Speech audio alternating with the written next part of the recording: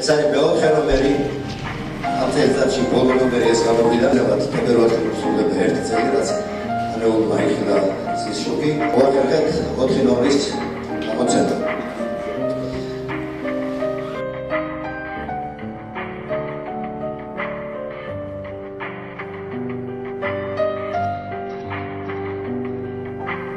რევაზ ზინანიშვილის სახელობის ლიტერატურული კონკურსი წელს მეოთხედ გაიმართა.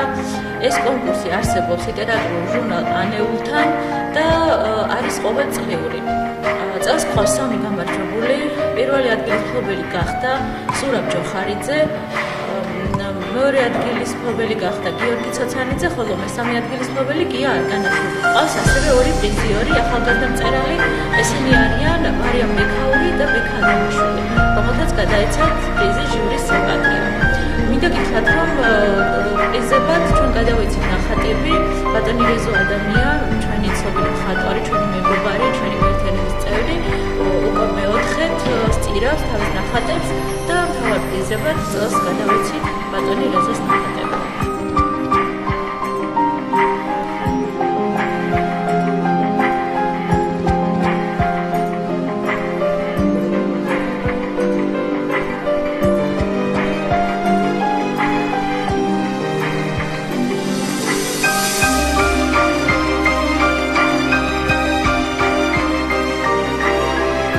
რევაზ ზინანიშვილის პრემიერის მნიშვნელობა ორი ასპექტია რევაზ ზინანიშვილის პრემიერის მინიჭებისთვის, რომ საქართველოში წახალისდეს და უფრო მეტი პერსპექტივა მიეცეს მცირე ჟანრის ნაწარმოებებს პროზაში, მცირე მოთხრობებს და მეორე თვითონ რევაზ ზინანიშვილის სახელის კიდევ უფრო მეტი უბრალობა.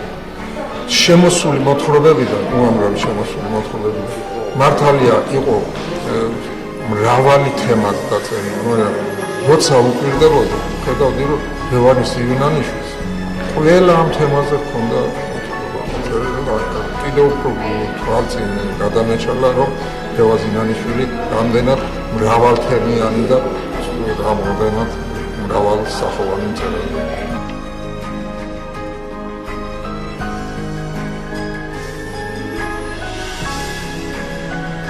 ისეთი დიდი მწერლის როგორც რეზო ილონიშვილია მარტო პირველი კი არ არის, არის ჩემთვის ალბათ მიღწევა უმაღლესი. ძალიან დიდი ის იქნება, შეფასება იქნება ბატონი რეზოსის და ჩვენ ქართველებისთვის, თუ დღევანდელ დღეს დაერქმევა რეზო ილონიშვილის დღე.